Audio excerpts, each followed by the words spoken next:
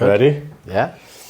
Right, guys, welcome back to the YouTube. It's been a while. I don't think I've put anything up since last year when we were out in the States, but fully on coach mode now. So thought now would be a good time to introduce fellow men's physique athlete, Mr. Garen Ketley.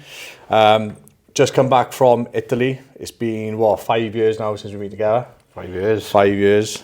5 years of babysitting. Yeah. So we thought we'd come on, give a bit of an insight as to how the journey has been, advice for first timers, what to expect, and his experience in the masters category as well, because he's an old fart.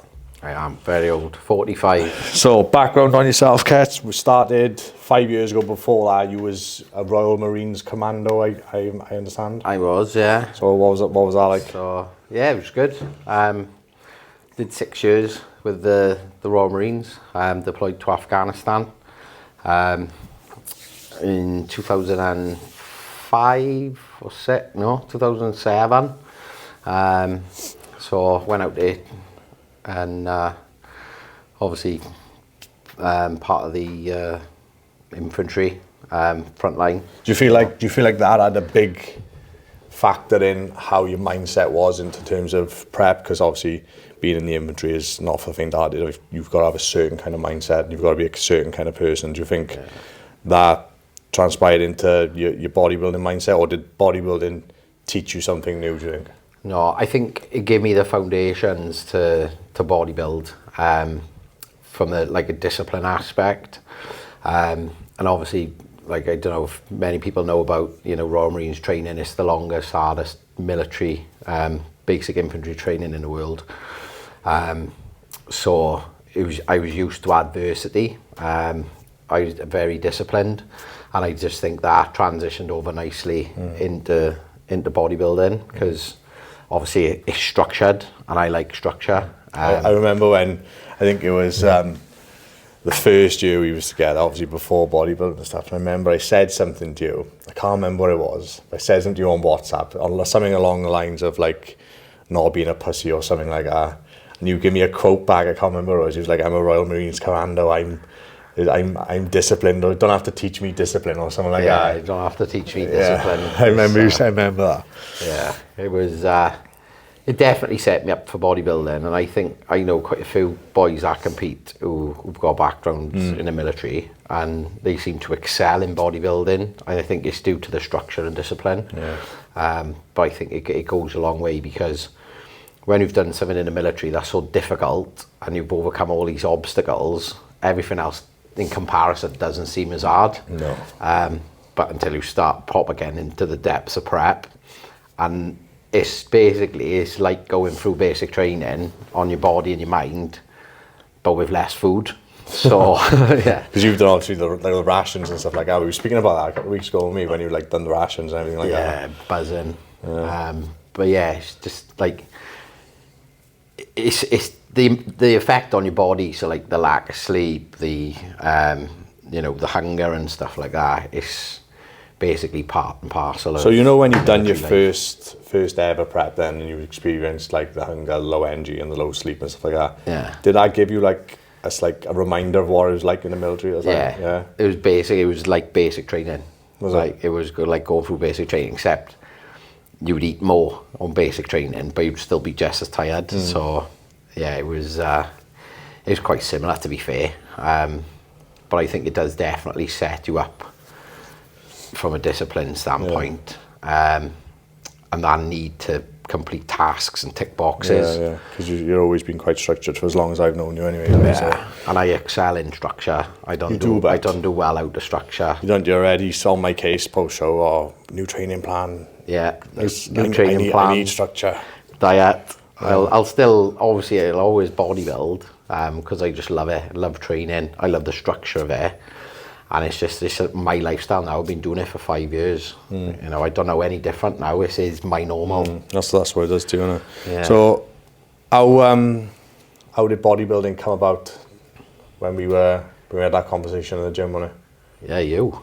Yeah. So we'll take people back. How me and Ketts actually know each other is I was studying in college, and he was one of the tutors in college. He didn't actually teach me, but he was teaching the same sector. I was studying sport.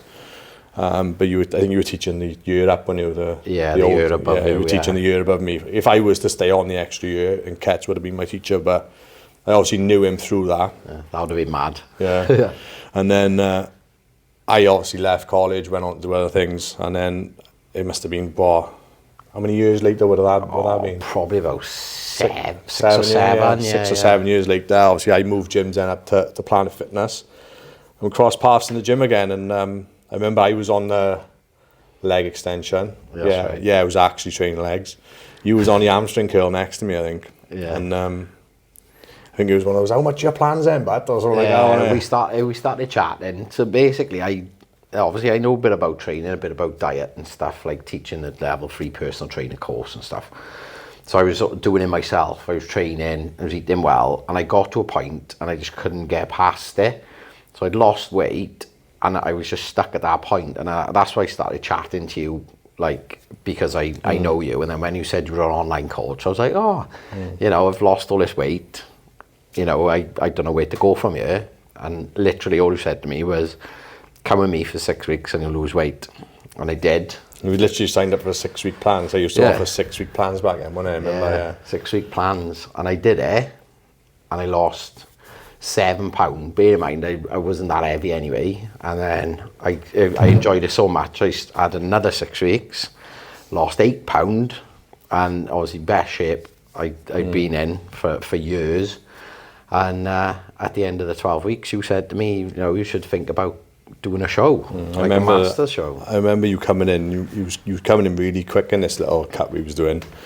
I remember you took a photo on your abs, because you're known for your abs, and you like the thickness and the depth of your abs, crazy midsection, give you a bet.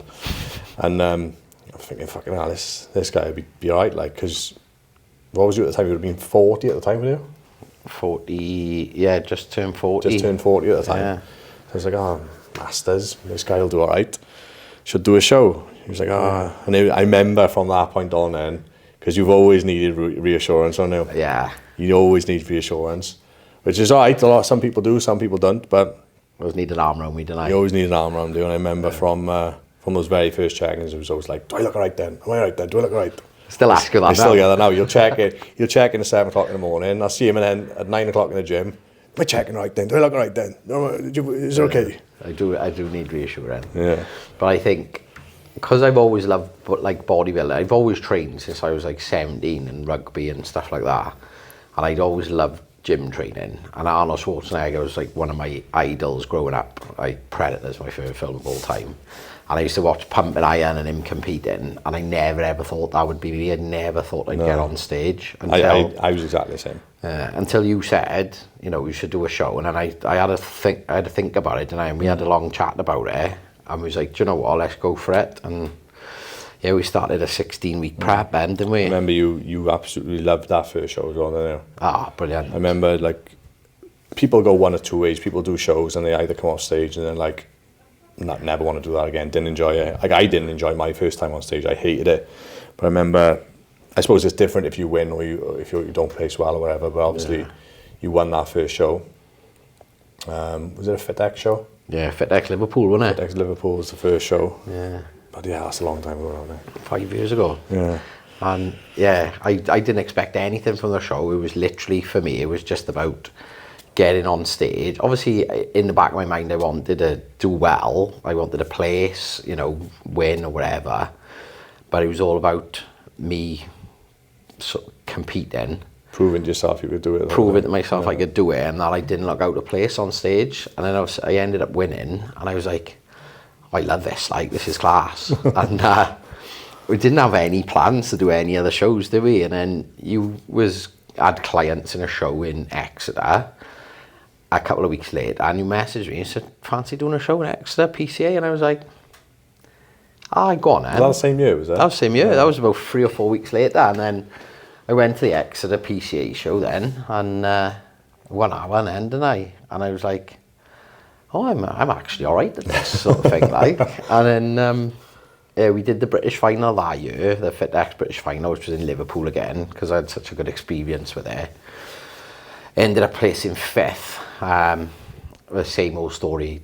Best condition, lacking size. But it sort of like, it drove me on, and it was like, right, I wanna win a British title. That first British was a big show though, when there was a lot of athletes in it. Yeah, it was loads. I had come fifth, first call out. Yeah. So it weren't a bad result for first season, and how many people were there, like, so. No, it wasn't. But that hurt you, that didn't it? Yeah, and I'm like, it drives me a little bit. Do you know what I mean? It gives me that quiet like fire in my belly, and like, I think that was the moment when I realised that you'll go far in bodybuilding, because it's not always about how well you win, it's about how well you lose sometimes. And losing well is by how it affects you, and I could see straight away with how much it hurt you, and how much, like, straight away after the show, he was like, right, you was telling me everything that you needed to improve on. You kind of done my job for me after it. Yeah. And that's when I realised, right, then this guy's serious, but this guy's gonna have a good few years to this. Yeah. You went on to win how many shows? 11 shows. Yeah. It's not a bad trophy cabinet, that, is it? It's not. I like even numbers, so 12 would have been better. But yeah, 11 shows. I think I competed in 15. That was our 15th show out in Italy together. To win 11 out of 15, that's not bad, is it? So I don't know. And 2 of them that you've lost have been very, very questionable. That 2 Bros one you lost, we won't even talk about it, but that was wild. That was crazy. And I always think people are better than me anyway. When I see him backstage, I think, oh, he's good. And then the actual one time I thought, this guy got no chance. Yeah. And he beat me. Yeah. It's just... It just goes to show, doesn't it, how, like, you know, we, as bodybuilders, we got to remember the sport we choose to do is not about going and scoring a goal, or it's not about knocking someone out in a ring. It's about asking someone for their opinion. Yeah. And you've got to always it's never nice to lose. We've always got to be prepared to expect the worst. Yeah. Because all it takes is the mind of an individual to be like, I don't like that physique. Yeah. And that's the way it goes. Which I've always tried to say to you when you know, it's not gone our way. Yeah. And it's the toughest part of bodybuilding, because it's so subjective. And I think some judges will struggle to actually mark men's physique criteria. Yeah. It's just one of those things. It could go your way on the day, it couldn't. And I think is one of the things you've got to get to grips with, which I think... I'd say men's physique and bikini are the 2 hardest classes to judge, because there's so many different shapes and sizes and structures and conditions compared to bodybuilding. For bodybuilders, it's mainly just size and condition. Yeah. But I think shape comes in a lot more in bikini and men's physique, which makes it a lot harder to judge. Yeah. But we've had a good run, and we did achieve a British title. Yeah, it's a 2 Bros British champ over 40s. What year was that? 2022? 2022.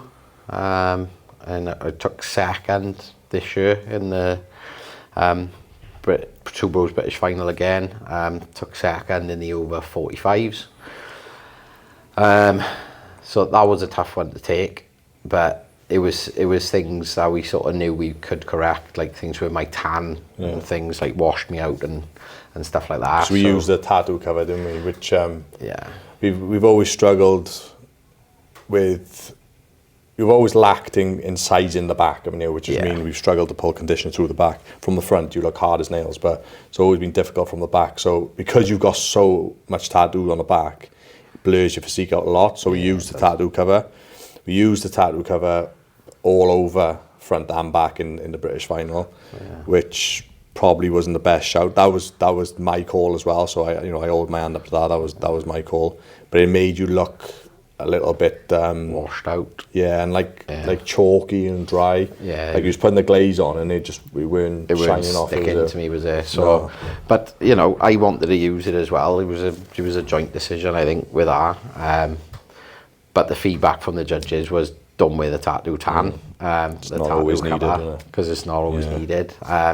It was definitely needed on the back. Yeah, 100% needed on the back. But when we went to Italy then, so me and my girlfriend trialed out different combinations of how to put the tattoo cover on.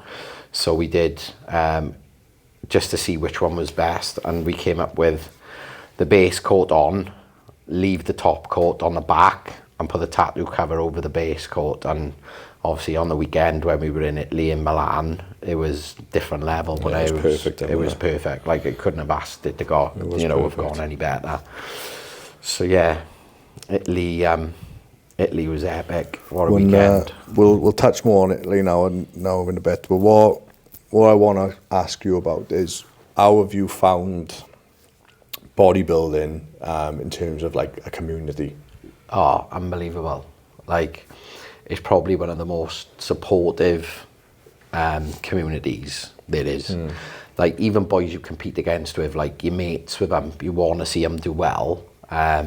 You're always rooting for them. If they're doing a show and you're not doing, you'll always send messages, oh, good luck on the weekend, bro, or good luck today, and you get it back. It's just such a supportive community. There's no like bitchiness and stuff like that. Everybody gets on. Very rarely any arguments about anything. It's just support. Like, everyone just supports each other. Everybody wants to see everyone do well, and I think that's a side that people don't see. Yeah, 100%. To bodybuilding, 100%. they just think everyone who bodybuilds is like vain and I think their own it gets a bit of a stigma, because like when we like post stuff on Instagram and we like comment on each other's stuff, like looking sick, bro, fire emojis and all that. Yeah. People who don't do bodybuilding, they'll read that and think like, what the fuck? Yeah. I don't think they truly understand it. But when you've been in the depths of a prep, you know what it feels like to fucking suffer. Yeah. You're on your ass, starving, and then when someone else is going through that, and just a message on their picture lifts you big time, doesn't it? I know we don't post on Instagram just for vanity. Yeah. But the support network, comments like that do lift you when you're deep in a prep. 100%, they do. And even like through the Staff Seeks team, you've met loads of boys. Yeah. Like, who compete. Yeah. There's Craig, Jake, for example. Lance. Yeah. It's been Ashley. It's been good big group of us. Like, so boys. I think community is massive. Yeah, and we're all quite close. Like, we'd always send each other messages and stuff like that. We'll get training sessions in together when we can. Like Jake, for example, like he was rocking up at the gym at 5:30 in the morning to help me take my check-in photos and like stuff like that. And boys sending messages, and it's just hell of a community. Especially like the Stars Physique team as well. It's like really close knit as well, in it. Yeah, we try to have a good group of boys, don't we? Yeah. Talk about obviously prepping with your job. I know sometimes you've had to, you think it was a couple of weeks ago when you said you just woke up in the morning, you was like, I don't know how I'm going to do this today. Yeah, it is tough. The majority of my preps, obviously, have been over the summer when I'm off work, because obviously I'm a teacher. So I find that quite easy in doing that, but it's when there are periods where I am on prep in work. People in work will tell you, like, my earlier preps, I was very grumpy, tired. But I think the more and more I've prepped, the better I can handle it, so the better I've been. But yeah, sometimes, especially when you're on low food and you've got no energy and you haven't slept the night before, it is quite difficult. Just thinking, like, how am I going to get through today? But I think even if I wasn't doing the job I do, I think people who work and prep at the same time, they're probably in the same boat. They're thinking, oh my God, how am I going to get through today? But you just got to strap your big boy pants on and just got to crack on. I went through it myself when I was bailiffing. And obviously I worked for Shorty at the time, and I done my first ever prep, and I worked with him, and I think he waited for me to finish prep, because me and Shorty were really close, we were really good mates, like, so it wasn't kind of having a boss. But after that first year, we went for a coffee, and he sat me down and he said, look, I absolutely love what you do. He said, but you kind of need to separate bodybuilding and your work, because I was bringing my grumpiness into work. Yeah. And it's not nice to be around, but you sometimes don't realise you're doing it as well. Yeah. But when I was glad he done it, because ever since then, I went on to work with him then for another, I think it was 3 years. And ever since he sat me down for that, and I thought, well, yeah, I can't bring this into work. I need to make sure that I manage it well, and I always did after that. Yeah, that's something similar to me. Like, it's just managing it, try not to bring your tiredness and your grumpiness and your irritability into work. But it's that the prep that you're doing though, it's like, it's always got to overcome however you feel in work, haven't it? Because like, talk about that time when you went to Italy and you was like, oh, you had to cook your eggs and stuff. Yeah. You're like, do you know what I mean? Yeah, so we basically took the students on a week's trip to Italy for rugby league. And we stayed on this complex, and I was in a room. I literally had a kettle, and I was on prep. I was about 7 weeks out, and obviously managing a week out in Italy. So I took a ton of rice, the VT rices. I stuck them in the kit bag, in the rugby league kit bag. I think I stuck about 20 packs of rice in it. Took obviously my almond butter and things like that, my oats with me. I just made oats in a kettle. I done my cream of rice in a kettle, mixed my whey up for my whey drip, and then when I got there, just like got bananas, got fruit. Very difficult to get cooked chicken abroad. That's not mega processed in those little crappy slices. So I was buying rotisserie chicken, picking the breast out of it, weighing it. So doing all this in my room. My eggs, I was cooking in the kettle in the room. Was it opening the kettle, putting them inside and boiling it? Yeah, four eggs in it, boiling the kettle, boil it 3 times in a row. Perfect eggs every time. And I was having to peel them. But like, you've just got to manage it. Like I stayed on plan 100% out on it, and everyone was there eating pizzas and stuff. I'm sat there with a Diet Coke. And I came back £6 lighter, I think, that week. Yeah. Do you know what I mean? Just from being on it. And so I remember we was texting. I couldn't remember if it was a gym for your cardio or something. Yeah, it was. Yeah, because you had to get like a 30-minute Uber or something, didn't you? Or a taxi to this gym. Oh, it was about a 20-minute walk. 20-minute walk, yeah. Because it was open. So the gym on the complex didn't open until 10. But obviously I had to do my fasted cardio. So I was walking to this like local gym. It was tiny, just to do cardio. I was paying like €9 a session. Then when the gym on the complex was open, and I was going to train in here, then I had all the old Panata kit. So I didn't miss a beat really. And we were doing like 35,000 steps a day. So yeah, you've just got to plan. You plan ahead, and you know you can pretty much overcome anything. So it's like the whatever it takes mindset, and then like, yeah. How would you? And this isn't to blow my own trumpet, but how would you like explain like how did I have any input in? Did I input that in you in any way, like the whatever it takes mindset, like without calling you a pussy all the time, like? Yeah, obviously when he calls me a pussy, it just spurs me on a little bit more because I ain't no pussy. But just like certain things you just say to me at certain points, and it just really resonate with me, and it just live in my head rent free.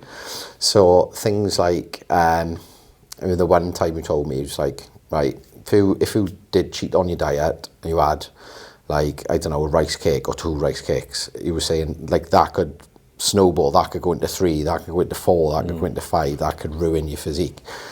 And he used to say things like, if you stand on stage and you know you haven't done everything, it's always going to be in your mind, I didn't tick that box, or I didn't do this, I didn't do that. That's the reason I lost.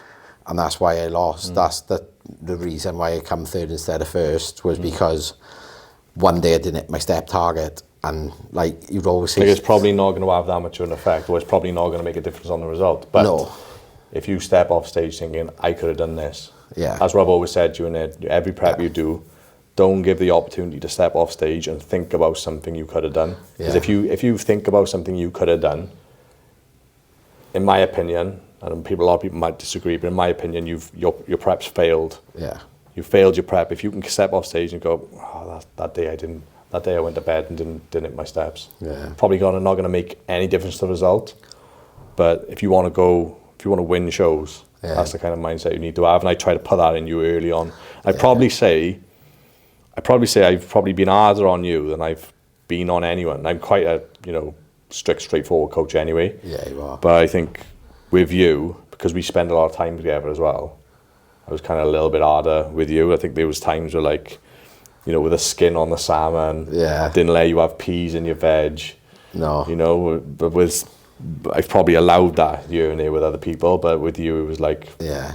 What was it with the salmon? Yeah, so got to tell this story. So we was on a prep now. I had salmon every night. It's like 180 grams of salmon, 100 grams of asparagus, my last meal.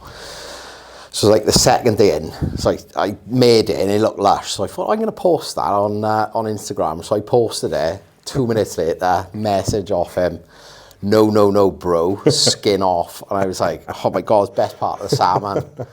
And then there was another time then where I just bought a brand new tub of Perform caramel biscuit because it just come out, right? So I posted it, obviously. 2 minutes later, didn't just buy that, did I? I was like, yeah. He was like, I forgot about that. He was like, no, bro, we do isolate on prep. So I literally had to put it in the cupboard and then order myself a tub of whey isolate. And he was like, I was like, why are we doing that? And you were like, because it's like 1 gram less fat is 1 gram less carbohydrates, and it's those small margins that make a difference. But then that resonates with me. I'm like, well, if it's going to make me 0.5% or 1% better, I will do it. Yeah. And I think you have been hard on me. I think that's stuff like that from the beginning has got you as regimented as you are now. I think. Yeah. Because you used to be a lot of, oh, can I have this? Can I do that?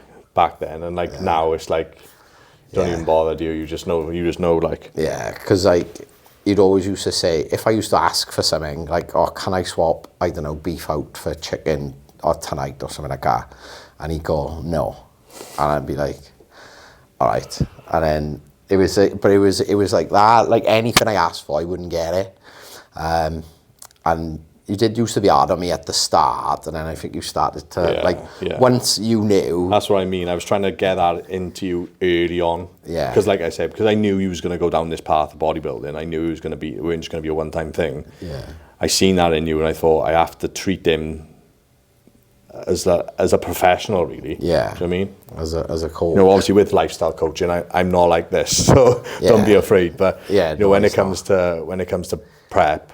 You know, that's the way things go. Is the small margins you talk about. If you can have a competitive edge in any shape or form, you know, you've got to take it. And I think you being hard on me early on, just like it was there then in me for the rest of the preps, and then you started to ease off a little bit because you gained knew trust then as well, didn't we? And you knew. Like, you could not speak to me for 2 weeks and you knew I'd still be on my plan. Yeah. Like, that never happened. We'd speak every day.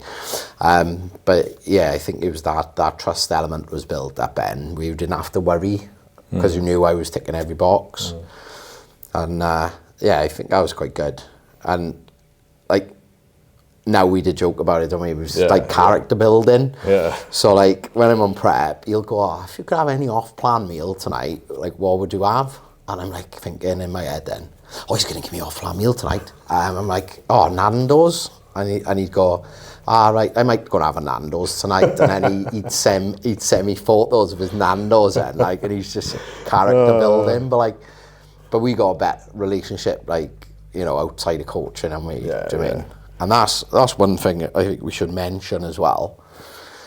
Because my girlfriend asked me the other day, and she was like, how do you find, like, you know, your best mate, like, telling you all this stuff and telling you, like, you've got to do this, you've got to do that.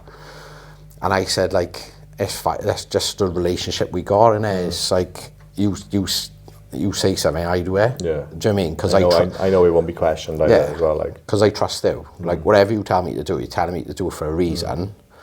And it is hard from a coach's standpoint as well. Like when we was in that last 2 to 3 weeks of prep, like it hit you hard, didn't it? I pushed him hard for that last, from the British final to Italy. You know, I knew we needed to be a lot better, and I think we pulled off another 10, 11 pounds. 11 pounds in 3.5 weeks. And you suffered then, and it is hard as a coach to see when your best mates go through that. Yeah. But like, you've kind of got to try and separate emotion from success. Yeah. Do you mean? So you kind of, it's hard for me sometimes to see you struggling. Like, we've been in the gym together training, and I've seen you walk in, and I've seen like you look at me as if how the fuck am I going to get through this session? Yeah, I do. I mean, I could see that in your eyes, and that's why I was a bit more vocal in those sessions with them when I saying things in your head in the middle of the sets. Like I was reminding you of the people that beat you the week before. I was like, three reps left. This guy's doing these reps. Yeah. And that was all you needed to get through those sessions. That dragged me through those sessions, and they were some of the best sessions we had. Yeah. But I'll never forget, we had a conversation a couple of years ago. I was on a prep and I was hanging out my ass. I thought I was dying, and I just said to I'm so hungry. I just need more food. And you gave me an off-plan meal that night, and then it was 2 days later, and you sort of sat me down and you said to me, you said, look, you didn't need that off-plan meal. You were going to die. And I was like, I know. And you said, I gave you that off-plan meal as a mate. And you said, I didn't make that decision from a coaching standpoint. Yeah, and then you said to me then, from this point on, every decision I make will be from a coaching standpoint, regardless of our friendship. And I said, that's totally fine. And we never really spoke about it again. No, we never did. Do you know, I kind of forgot about that until you mentioned it. I remember it now, yeah. I said to you, I made that decision as a mate, and I'll never ever do that again. That'll be the last time we do it. Yeah. Everything else will be in your best interest as an athlete. Yeah, and it has been. Yeah. And we got that relationship, we know where we stand with each other. Yeah, I think and it just works, doesn't it? Because it happened the time you won the British final. Yeah. But you were close to being done then, weren't you? I was close to, yeah. And I called you bluff, didn't I? Yeah, brilliant. This was brilliant. So I was 8 days out from a British final, hanging out my arse again, thought I was going to die. And I was like, I can't do it. So I messaged Mitch, and I was like, I don't think I can do it better, honestly. I said, I'm hanging out my arse. It's never been this. I've never felt like this before. And he just sent me back the most nonchalant message ever. I said, no worries, bro, it's all good. You've had a good season, you've had a good run, you've had a couple of wins. Go and order yourself a pizza now, put your feet up, go and order yourself a pizza, we've had a good run, sort of thing. And I was like, oh shit, he's done with this prep, and I was like, I maybe realised then how much I really wanted it, and I was messaging back, oh, I'm really sorry, bro, I didn't mean it, I'm just, I was just struggling, it's 8 days, I can do it, please don't please don't stop coaching me. Please don't stop coaching me, basically begging him to finish this prep off, and we did, obviously won the British final. Come back out into the audience then, sat next to him with my medal on and my cookie. He looked at me and he went, remember 8 days ago when you wanted to give up? And I was like, yeah. And he went, done you, didn't I?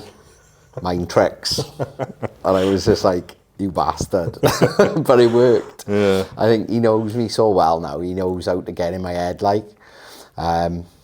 but yeah, I'm glad I finished that prep off, because if I hadn't, then, No, I always knew there was a British title for the taking there. Yeah.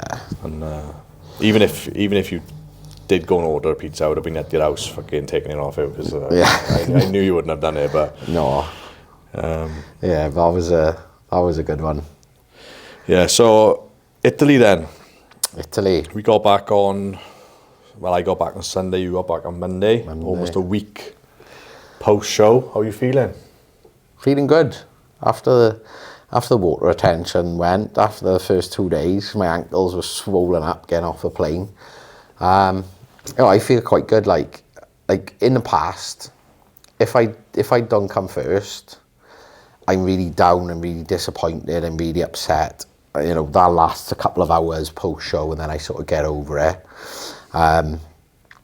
But obviously coming fourth in the over 40s in my class, for the standard I was there, I was so happy. I said to you, we was backstage, and I always knew this show was going to be a massive standard, a really good standard. I've been saying it to you, Like, obviously, the goal was to go there and win your pro card. Yeah. That was always the goal. And we probably not said it out loud and we not posted about it, like, but that was always the goal between us.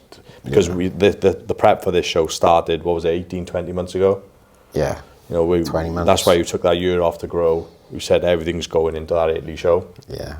And from then, I think 2 years ago, that Euro Masters show, it only really started. The Masters Pro card had only just come in. So I think the pictures we've seen of the guys winning there like 2 or 3 years ago, you know, those guys, if they'd done this show, they wouldn't be getting first call-outs. Yeah. So we had to appreciate that we know this show's going to grow, the standard's going to be better. And when we was backstage, and you see people there in the shorts, I was looking around and I even said to Ash, I wasn't going to say it to you, but I said, fucking, you know, he might struggle today.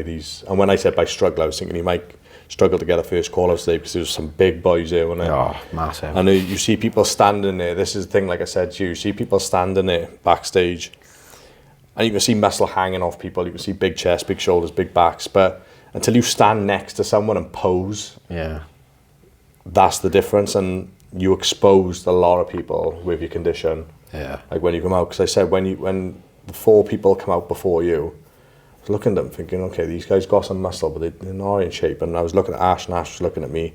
And then you come out, and I said to you, like, that light bounced off you. Yeah. You were shining, you were big and full. I thought, fucking hell, like, you look way better than I thought you was going to look on stage. And you exposed a lot of people with your condition, like. Yeah. But we carved you up a lot, didn't we? £10. £10 we 6 days. in 6 days. We started carving you up. We've never done a carb up like this before. No, ever, have we? Mental. So we started carving you up. What was it? The Friday, 8 days out, yeah. 8 days out, yeah. 8 days out. We put you straight up on like 550 carb and run that pretty much every day. And then the night before the show, you had. Well, he was meant to have a burger and fries, but I said to him, I literally want you to sit there. I know it's not about carb up, it's not about how full you feel, but I said I want you to sit there and feel like you can't eat no more, didn't I? Yeah. And you had a large fries and a burger, and you finished off your missus burger and her fries. Yeah. And then I told you to go and order a small. And I had another little fries as well in Five Guys. Rinsed it all, felt huge. Woke up the next, like, thinking all the way through the night, I was thinking, oh my God, I'm going to spill. And I don't know how he does it, but I woke up in the morning and I was dry. I had veins everywhere. Like, it was mental. Like, it's just, and it's been the same for every show I've done. Like, the way you've peaked me, you've probably peaked me different every single show. I know. And even the peaks of for this year have been different. Like, usually you'll find a way of doing it with each prep. Yeah. But I think even this year we peaked you differently for the shows, didn't we? Completely different, like. And it's like I couldn't have been peaked any better for Italy. Like, it was perfect to the half a pound of body weight. That's why I weren't upset with the result at all either. No, because it was such a good look. Yeah. Oh, it was the best I've ever looked in my life. And I think at the show as well, like, the standard was insane. Like, sometimes you'll do shows, especially in Britain, and you look backstage and you'll see people and you think, you know, or you think, bloody hell, you know, how's your coach putting you on stage? Like, you know, you're about 6 weeks out. And it's not being bitchy, but that's like the things that you think. And then we were backstage at the Euromasters, and you look around and everybody is levels, like everybody. There's not one person in it that's out of shape. And normally you can like pick people out, go, all right, you can kind of like work out your placing sometimes with British shows, like small regionals. Can beat him. It'd be tight between me and him. No, he's definitely better than me. All right, I might get second or third. Yeah, and you do it. Every bodybuilder does it. If they say they don't, they're full of shit, because they do. I done it for the San Antonio show, and I remember they lined everyone up, and there was 38 athletes in this show, and they lined everyone up backstage. And because they line you up in alphabetical order of your last names. Yeah. So S for stars, obviously quite far back. So I let everyone line up. And they were like, right, we need you all in line, I walked to the front, right? And I walked up everyone looking at them. I was going, got you. You're decent, got you. I walked all the way up the line. I thought, I got first call outs by you. Yeah. And people do it. Yeah. Like, there was people at that show, like I know from Britain, and they were like, looking for the badge numbers of the people who were in their class and stuff like that. But yeah, the standard of that show was crazy. So I'm not disappointed with coming fourth. Like fourth in Europe, like I'll take that, considering, you know, I was probably out-muscled by quite a lot of them. But like you said, you were always hot on condition, and there was nobody as conditioned as me in our show. Like, there was some guys in good condition, but I don't think there was anyone really above you in conditioning. Maybe some guys on par, maybe a couple maybe, but you know, you were condition-wise, you were one whose eyes were drawn, because like I said, your abs as well. Yeah. Your eyes are drawn to you straight away, which is why I was a bit pissed off with the over 45s. I tried not to be pissed off because I was so happy with the look, but I was looking at the over 45 because we thought he was going to place better in the 45s and the 40s. Yeah. But when the 45s, somehow the guys were bigger again, weren't they? They had less height classes, will go A to F. So the height classes of 45s only went to D. So everybody over 5'10" was in the same class. So I was literally stood next to people who were 6'3", 6'4", 6'5", and they just dwarfed me, because I think I was the smallest statured person in the class. So that didn't really go our way. But like I said, I was so happy with fourth because it's the best I've ever looked. I was peaked to absolute perfection. My posing was spot on. My prep was spot on. My pump up backstage, my glaze I used sorted out. My missus did the tattoo cover on my back, and it was perfect. Like, literally couldn't have done any more. Nothing went wrong. The only thing that we could say went wrong was how long it dragged on for. We thought he was on a bit earlier, but we still managed to hold the look. Yeah. So I don't think you had anything on show day, really, did you? Yeah, I had 20 grams of whey paste with 20 grams of almond butter. I had 4 rice cakes with a mini banana and 1 squares bar from like waking up at 5:30 in the morning, and I was on stage probably about 4 o'clock in the afternoon. But that's not something I would normally do. But because we carved you up so much, I looked at you and I said, I can see everything ready to go. All you need to do is just manage water. What do we do with water? We had 200 ml. 200 ml every hour. Every hour. So you was about 2 litres in by stage, something like that? And I shouldn't have eaten any more anyway. Like, you literally, it was perfect. Yeah. What you did was perfect. You could literally see the carbs. You was just there. And you done, I think we went backstage, you've done like 10 press-ups and went, you're going to blow up. So you just held off then. Yeah. But it was everything just went right, and you know, this is one of the biggest stages in the world. Like, the lighting was insane. The best lighting I've ever seen. Show was brilliant. Like, it couldn't have gone any better, and I think it's the most fun I've ever had at the show. It's the most comfortable and the most fun I've ever had on stage. And I think it shows. It's probably the only time I've ever gone through an entire routine or been on stage and smiled the entire time. Because usually I'd forget to smile, and he's always shouting in the crowd, smile, smile, which he didn't have to do this time. But I think backstage before I went on, because I knew in my head this was probably the last show I'm ever going to do, I just enjoyed the moment and just went for it. So I sort of let the cat out of the bag now. I'm neither, my competitive bodybuilding journey is over.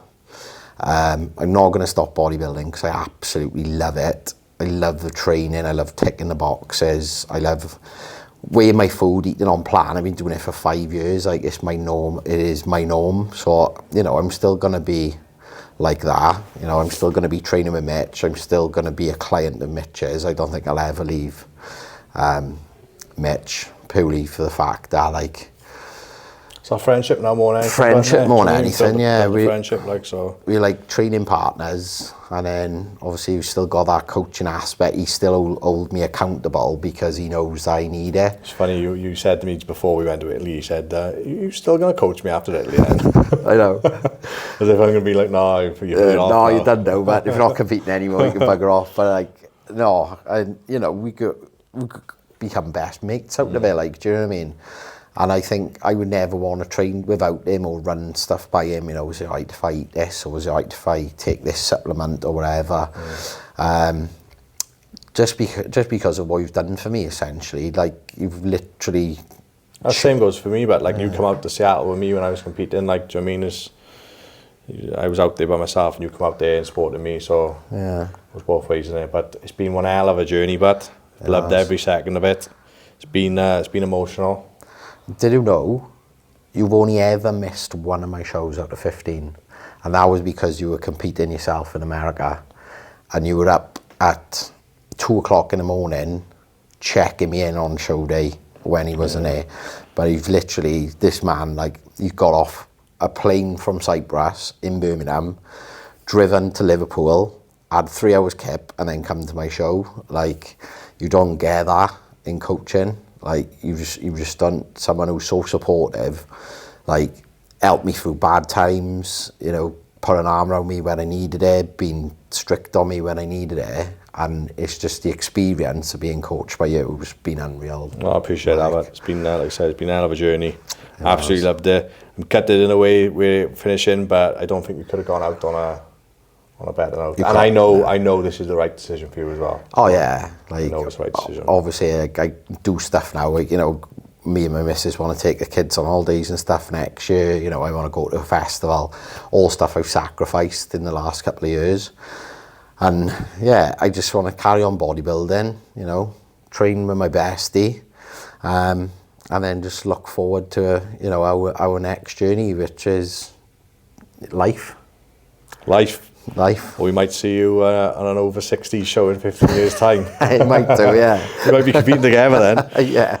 Awesome. It's been a hell of a ride, brother. Legend, brother. In class. So yeah, thanks for watching, guys. Yeah, I'll try and get more YouTubes done, more things like this with clients if possible, but not competing myself at the moment, as you've probably been made aware if you follow me on Instagram. But yeah, thanks for watching.